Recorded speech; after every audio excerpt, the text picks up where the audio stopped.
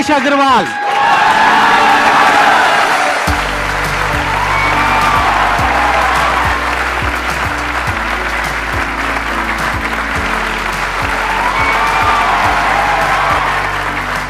Please बैठिए।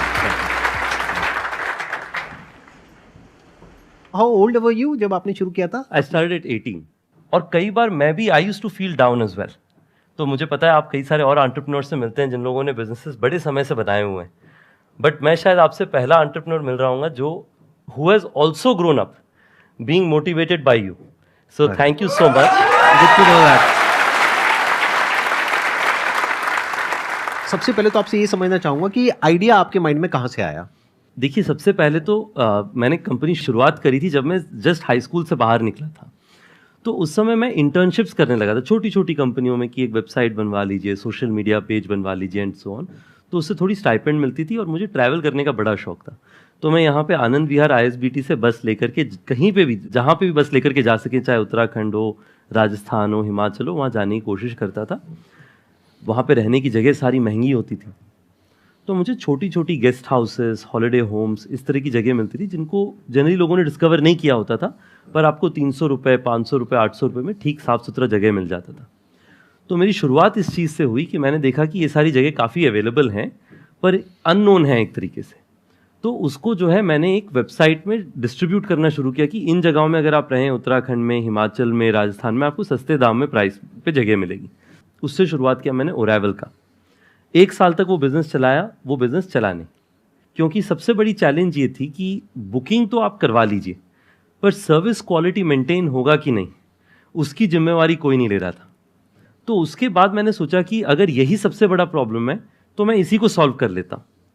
तो जो पहली गेस्ट हाउस, कई सारे जो हमारे पास छोटे गेस्ट हाउस गुड़गांव में भी हमारे साथ जुड़े थे, उनमें से एक को मैंने कहा कि आप जो है, आपकी प्रॉपर्टी को मैं सर्टिफाई करूँगा, थोड़ी क्वालिटी इंप्रूव करूँगा जिससे आपकी ऑक्यूपेंसी बढ़े, और मैं जिम्मेवारी लेकर के हर 2-3 दिन आके आपकी प्रॉपर्टी चेक करूँगा, ऑडिट करूँगा, और पहले 1-2 महीना तो मैं ही आपका front office manager, check in, checkout, cleaning सब कुछ मैं ही देखूंगा।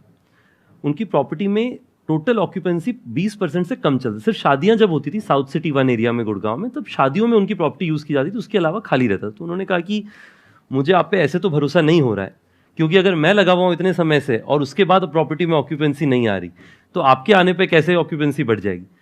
पर ठीक है, मेरा जितना अभी सिचुएशन इतना बुरा ऑक्यूपेंसी का, इससे बुरा तो और हो ही नहीं सकता, जो होगा इससे बेहतर ही होगा। तो चलो, आपको मैंने कुछ महीने के लिए प्रॉपर्टी दी, आप चलाइए, देखिए क्या होता है क्या नहीं होता है। अब उस प्रॉपर्टी में हमने 3 चीज़ें करी। सबसे पहला चीज़ हमने ये किया कि मैंने जाकर के ऑनलाइन वेबसाइट्स में देखा कि कौन सी प्रॉपर्टी टॉप रैंक में आती हैं बजट वाली। मैंने देखा कि उन सब की फ़ोटोज़ और इंटीरियर्स अच्छे होते हैं। तो इंटीरियर्स में जो वाइट लाइट थी उसको इस तरीके का मैंने वार्म लाइट से रिप्लेस कर दिया और 2-3 पेंट लगा दी। टोटल खर्चा पर कमरे का 4-5 हज़ार रुपये का आया होगा, जो कि ओनर से ही मैंने रिक्वेस्ट किया कि आप ही की प्रॉपर्टी में निवेश कर रहे हैं तो आप ही लगा दीजिए, मेरे पास तो कुछ है नहीं। उस होटल के साथ में आपने टाई अप किया, लेकिन आपने कुछ इन्वेस्ट नहीं किया? कुछ इन्वेस्ट नहीं किया, पर मैंने आइडियाज लगाए कि कैसे इसको इंप्रूव किया जा सके। हाँ। डायनेमिक प्राइसिंग लाई। तो होटल का प्राइस पहले हमेशा 2,000 रुपये पे फ्लैट रहता था पूरे साल। मैंने कहा कि पहला 3 कमरा 999 में सेल होगा, 999। आप लोगों ने सुना होगा जब ओयो शुरू हुआ था, हमने कहा था स्टार्टिंग एट 999। उसके बाद में पहला 3 रूम 999 पे बिक जाए, उसके बाद हर रूम पे मैं 100 से 150 रुपीज़ बढ़ा देता था प्राइस, क्योंकि एक बार वॉल्यूम बढ़ जाता। आपने इंटरनेट पे देखा होगा, बाय पॉपुलैरिटी या बाय क्वालिटी आप या फिर बाय प्राइस आप सॉर्ट कर सकते हैं होटल्स को। तो मेरा होता था कि बाय प्राइस पहले सॉर्ट करके 3 बुकिंग आ जाए, जिससे फिर बाय पॉपुलैरिटी में हम टॉप रैंक में आ जाएंगे, तब ज्यादा प्राइस बन जाएगा। प्लस ये भी एक और इसका बेनिफिट है कि अगर 999 में कोई रुका है और उसको वैल्यू मिल गई 2000 की, तो वो रिव्यूज अच्छे मिलेंगे, तो वो रिव्यूज में भी आप टॉप पे आने लग जाओगे, जिससे कि रिव्यूज भी मिले जल्दी से जल्दी, और उससे आपका जो रिव्यूज में आप टॉप रैंक में आने लग जाएंगे। राइट। तो सिर्फ इससे जो है मैंने पहला होटल शुरू किया। पहले महीने के एंड में यादव जी की प्रॉपर्टी 90% प्लस ऑक्यूपेंसी में पहुंच चुकी थी।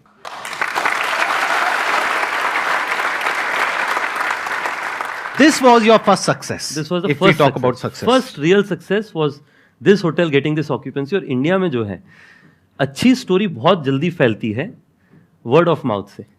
तो लोगों ने कहा, अच्छा यादव जी की प्रॉपर्टी के बाहर बड़ी गाड़ियां लगने लगी हैं, कस्टमर्स आने लगे, कैसे आने लगे? हाँ। तो लोगों ने कहा कि अब तब लोग, ओयो नई ब्रांड थी, लोग कह नहीं पाते, तो लोग कहते थे ये योयो से अटैच किया इन्होंने। हाँ। तब से इनका काम बढ़ गया। हाँ। तो लोगों ने कहा कि आप योयो से फोन करिए हाँ। और आपका होटल भर जाएगा। तो वो वर्ड ऑफ माउथ जो है उससे हमारे वो एक होटल से आज हमारे दुनिया भर में 1,40,000 प्रॉपर्टीज हैं, जो धीरे धीरे करके हमने फिर स्केल किया। लोग हमेशा स्टार्टअप्स में कहते हैं कि आपको आईआईटी से होना चाहिए, आईएम से होना चाहिए, आईवी लीग से होना चाहिए। ये बहुत लोगों के नोशंस हैं, एक नोशन होता है, राइट। मैं तो कहीं से किसी भी बड़ी कॉलेज, मैं तो कॉलेज ही नहीं गया, मतलब बड़ी कॉलेज तो दूर की कॉलेज बात आपने अपना करा भी नहीं? मैंने बिल्कुल, मैं तो मेरी स्टोरी तो मैं और आप दोनों 12th पास हैं, मतलब हम दोनों 12th पास हैं। तो 12वीं कक्षा के बाद में जो एक पीटर थियल हैं जो पेपैल के फाउंडर हैं, तो वो $100,000 यानी कि आज की करेंसी में 80 लाख रुपए 20 बच्चों को देते हैं 20 साल की उम्र से कम के लिए।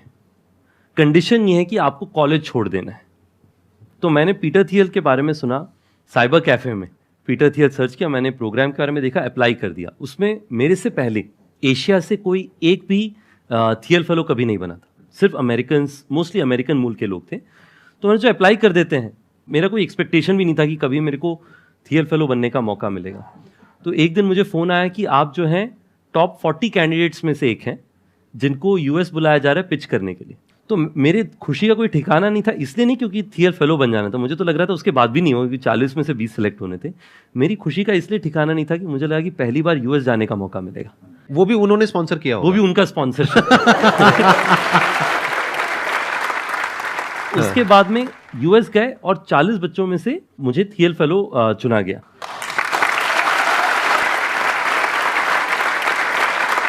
तो मतलब उस टाइम पे आपको $1 लाख मिले? $1 लाख मिले। वो मेरा पहला फंडिंग था एक तरीके से, बिना कोई स्टेक के। मैं इसके 2 कारण से ये मैं आपको स्टोरी बता रहा हूँ। पहला ये है कि आपकी बैकग्राउंड क्या होती है उससे कोई फर्क नहीं पड़ता है। आप में हिम्मत है कोई चीज़ सीखने के लिए और कर दिखाने के लिए, उससे फर्क पड़ता है। और दूसरा कि आप ज़मीन में काम करने के लिए तैयार हैं कि नहीं है। क्योंकि कई बार क्या होता है, हम लोगों को ये लगता है कि अगर हम होटल के बिजनेस में हैं तो हम क्यों होटल ओनर कहीं हमें मना करके बाहर ना निकाल दे, हमें तो इस इंडस्ट्री में कुछ पता नहीं, कोई 2 सवाल पूछ लेंगे तो फेलियर हो जाएगी, रिजेक्शन हो जाएगा। उससे हमने बिल्कुल नहीं डरना है। अगर आपने स्टार्टअप करना है, उसका सबसे पहला मूल भाव ये है कि आपको अपने काम करने में शर्म नहीं आनी चाहिए। जो भी काम है, हर काम इज्जतदार है, उस पर you should be proud about it. अगर आप ये 2 चीज़ करेंगे तो मुझे लगता है, एटलीस्ट मैंने ये अर्ली डेज से सीखा कि अपने काम पे इज्जत और फक्र होना चाहिए। बिल्कुल शर्म की बात नहीं है अगर आपको रिजेक्शन हो रहा है, नहीं हो रहा है। He was open for all kinds of ideas. ये बहुत बड़ी क्वालिटी है एक एंटरप्रेन्योर की। अगर आपका दिमाग काम शुरू करने से पहले ही बंद है तो एंटरप्रेन्योरशिप बिजनेस आपके लिए नहीं है। यानी you must be open for anything and everything, क्योंकि कहीं से भी अपॉर्चुनिटी आ सकती है। अब देखो ना, इनको $1 लाख कहां से आया, जो कोई सपने में भी नहीं सोच सकता। ये खुद बता रहे हैं कि उस टाइम पे एशिया से और कोई नहीं था जिसने अप्लाई किया था। यानी कि आप पहले वो इंसान बने जिसको एशिया से ये ग्रांट मिला, right? If I am not wrong. बिल्कुल। ये क्यों हो पाया? क्योंकि इन्होंने अप्लाई करने के बारे में सोचा। क्यों सोचा? क्योंकि इनके दिमाग में था कि देखते हैं, हो सकता है हो जाए, हो सकता है ना हो, ट्राई तो करें। और फिर जब इन्होंने ये किया और फिर वहां से जब वो $1 लाख आया तो उसके बाद में तो सारे दरवाजे खुल गए एक तरीके से। बिल्कुल। क्योंकि जो इन्वेस्टर्स हैं उनकी भी नजरों में आप आ गए होगे, न्यूज में आए होगे। तो एकदम से जो होता है ना, एक रिकग्निशन चाहिए होता है शुरू में, क्योंकि इंडिया के अंदर कितने एंटरप्रेन्योर्स होंगे इनके जैसे, सोचो, लाखों। लेकिन उनमें से किसको मिली वो स्कॉलरशिप या क्या कहेंगे, ग्रांट? हाँ, किसको वो ग्रांट मिला? इनको। तो इमीडिएटली जो पूरी इन्वेस्टर्स की कम्युनिटी होती है उन सबकी नजरों में आ गए कि इनको ग्रांट मिला है तो जरूर कुछ ना कुछ होगा, राइट? बिल्कुल बिल्कुल। अगर आप में से किसी के भी माइंड में कोई क्वेश्चन है तो आप पूछ सकते हैं। सर, मेरा पैकिंग और डेकोरेशन का काम है। किनारे बाजार चांदनी चौक में मेरी शॉप है, और मैं चाहता हूँ ना कि उसे पार्टनरशिप के साथ किया जाए या कई सारे लोगों की टीम बना के किया जाए। लेकिन मेरे पापा ना चाहते हैं कि तू खुद ओनरशिप कर, मतलब कि लोगों को बस एज अ एम्प्लॉय रख और ये काम कर। तो इसमें मुझे क्या करना चाहिए? मेरा सुझाव 2-3 चीज़ें। सबसे पहले तो जब मैं अपनी कंपनी शुरू कर रहा था, मुझे कई लोगों ने कहा कि रितेश, आपके फैमिली मानेगी? मेरे जो पहले एंजल इन्वेस्टर्स थे उन्होंने एक्चुअली कहा कि मुझे आपके फादर से मिलना है कि वो आपको काम करने देंगे, आपको कॉलेज भेज देंगे बीच में हमारे इन्वेस्टमेंट के बाद में। तो सबसे पहला मेरा सुझाव ये है कि आप अगर पार्टनर्स लेके आएंगे या टीम लेके आएंगे या क्लाइंट्स लेके आ रहे हैं तो उन्हें आपको कन्विंस करना पड़ेगा। जी सर। तो आप ये समझिए कि आपका पहला क्लाइंट या पहला पार्टनर जो है आपके फादर है। आपको अपने फादर को कन्विंस करना पड़ेगा ये कहने के लिए कि आपको पार्टनर लेकर के आना है। चैरिटी बिगिंस एट होम, ये पहला है। दूसरा, आप अपने फादर को एक बार जब कन्विंस कर लीजिए, पैरेलली आपको अच्छा पार्टनर खोजना पड़ेगा, क्योंकि आपके फादर भी अगर कहेंगे किसी को पार्टनरशिप में ले आने के लिए तो उनको ज़रूरी है कि वो अच्छा पार्टनर आए जो कि आके अपना बिजनेस को 2x करे, यानी 1 और 1 11 हुआ तो 10% देने में हर्जा नहीं है, क्योंकि दोनों ही आगे बढ़ेंगे। और तीसरा जो मेरा सुझाव है कि आपके बिजनेस को जो है, आप एक ये बताइए कि कितना बड़ा आप बना सकते हैं अगर आप अपने पार्टनर्स को साथ लेकर के आए। जैसे कि शुरुआत में अगर आपका, मान लीजिए आपने फादर को कहा कि देखिए आज जो मेरे फ्लावर डेकोरेशन का काम है, साल का कितना हो जाता होगा आपका टर्नओवर लगभग? सर अभी तो फिलहाल एक्चुअली क्या है, अभी तो सिर्फ शॉप है। इससे क्या है कि मैं चाहता हूँ ना कि मतलब जब मेरे पास पार्टनर्स हो जाएंगे तो किसी वेडिंग डेकोरेशन हो गया या बर्थडे के डेकोरेशन हो गया, इनका हम ऑनलाइन पर्पज से भी वो काम कर सकते हैं, ऑर्डर ले सकते हैं। हाँ जी, ऑल ओवर दिल्ली या कर सकते हैं, और बाकी तो सप्लाई तो ऑल ओवर इंडिया ही हम करते हैं। तो सिर्फ दिल्ली में 10,000 से ज़्यादा शादी होता है। Yes sir. अगर आपको वो बिजनेस करना है तो आपको ये सोचना चाहिए कि उसके लिए आपको कौन सी स्किल्स चाहिए। आपको स्किल चाहिए कोई वेडिंग इंडस्ट्री से हो, जिसके पास एबिलिटी हो कि सारी वेडिंग हॉल्स में उनकी जान पहचान हो, जो आपको फ्लावर्स दिला सकें। Yes sir. आपको स्किल चाहिए फ्लावर सोर्सिंग में, कि आपकी मार्जिन तभी बनेगी जब आपको फ्लावर सही रेट पे मिले। और तीसरा आपको मैनेजमेंट चाहिए, क्योंकि शादियों में अगर टाइम पे फूल नहीं लगा या फिर फूल नया नहीं लगा तो आपकी नेगेटिव मार्केटिंग हो सकती है। लोग कह सकते हैं इनसे फूल मत लीजिएगा, शादियों में थोड़ा रिस्क होता है। Yes sir. और साथ में आप एक प्लान बनाइए कि मेरे को अगले 5-10 साल के अंदर में जो है दिल्ली में हर साल 500 या 1000 शादियों में फ्लावर डेकोरेट करना है। मुझे लगता है कि आपके फादर साहब जरूर मानेंगे। यहाँ पे ये सवाल इतना इंपॉर्टेंट नहीं है कि आपको पार्टनर्स को लेकर के आना है या किसी एम्प्लॉय को ऑनबोर्ड करना है। इंपॉर्टेंट ये है कि आपकी विजन क्या है। जैसे ये कह रहे हैं ना कि अभी इन्होंने बड़े कैजुअली एक बहुत बड़ी बात बोल दी कि अगर ऑन एन एवरेज महीने की 1000 शादियां भी आ जाती हैं तो उसके लिए कितनी बड़ी टीम चाहिए, आपको कितना कुछ चाहिए। तो उसके लिए एम्प्लॉयज भी चाहिए, पार्टनर्स भी चाहिए, स्टेक होल्डर्स भी चाहिए, सब कुछ चाहिए आपको, राइट। तो इंपॉर्टेंट ये है कि आपकी विजन क्या है। ये तो इनकी विजन है, इतना बड़ा जो ये सोच पा रहे हैं, क्योंकि ये चाहे भी तो कुछ छोटा नहीं सोच सकते आज जिस लेवल पे ये है, राइट। बट आपके माइंड में क्या है वो आप ही जानते हो कि वो सच क्या है। कि आप हो सकता है आप अपने माइंड में सोच रहे हो कि यार अभी मेरे इस दुकान से 50-60 हज़ार लाख रुपए महीने की कमाई हो जाती है खर्चा वर्चा काट करके, अब ये करके मुझे महीने का 2-4-5 लाख रुपए भी मिल जाए तो बहुत है। तो अगर इतना ही आप सोच रहे हो, उस हिसाब से आपको लोग चाहिए। तो जैसे इन्होंने जो भी स्टेप्स बताए वो बिल्कुल परफेक्ट हैं। पहले अपने फादर को कन्विंस करिए। अगर आपके फादर मना कर रहे हैं कि पार्टनरशिप में मत करिए, तो हो सकता है उनका कुछ खराब एक्सपीरियंस रहा हो पार्टनरशिप से रिलेटेड, तो कोई रीजन हो जिस वजह से वो बोल रहे हैं। तो ये भी देखना जरूरी है कि जिसके साथ आप पार्टनरशिप करने का सोच रहे हैं, क्या उसकी विजन आपके साथ में अलाइंड हो भी रही है, नहीं हो रही है, या वो कुछ और ही सोच करके आ रहा है या आ रही है, व्हाटएवर। तो ये इंपॉर्टेंट है बिजनेस में। विजन इंपॉर्टेंट है कि आपकी विजन क्या है, कहां तक देख पा रहे हो। In fact I think, please correct me if I am wrong, आपके करियर में जो सबसे बड़ा जो टर्निंग पॉइंट रहा होगा, ये जो आप यूएस गए और आपको ग्रांट मिला, I think this must have been the biggest turning point of your life in terms of thinking big. नहीं, बिल्कुल। आई थिंक ये जो एक बहुत बढ़िया बात बता रहे हैं सर। सबसे पहले तो I fully agree with sir in saying कि आपको एक अपने तरफ से क्लियर होना चाहिए कि मैंने क्या करना है। अगर आपका एम्बिशन है एक्स, आप अगर पार्टनर को बिना एक्सपेक्टेशन सेटिंग के ले आए, like in any situation, expectation setting is most important. उनकी एक्सपेक्टेशन कुछ और है, आपकी कुछ और है, तो आपकी डेली लड़ाइयाँ होंगी। You should avoid it. तो आप एक्सपेक्टेशन सेटिंग करिए, उसके हिसाब से आप सही पार्टनर खोज पाएंगे। जो थिंकिंग बिग है, बहुत ज़रूरी चीज़ है कि मैंने हमेशा सीखा है, you are the average of 10 people around you. जिसका मतलब आपके आसपास के जो 10 लोग हैं, आप ना चाह के भी उन 10 लोगों के एवरेज बन जाते हैं।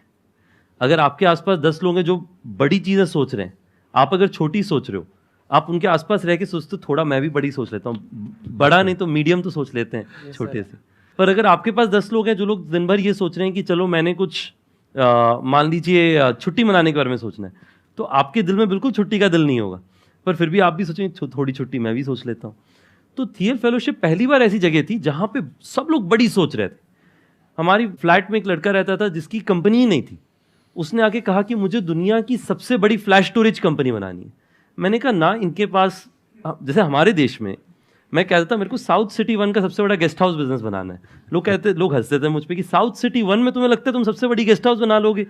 ये बहुत इंपॉर्टेंट पॉइंट है जो ये बोल रहे हैं। अपनी अटेंशन को बढ़ा लो जितना बढ़ा सकते हो।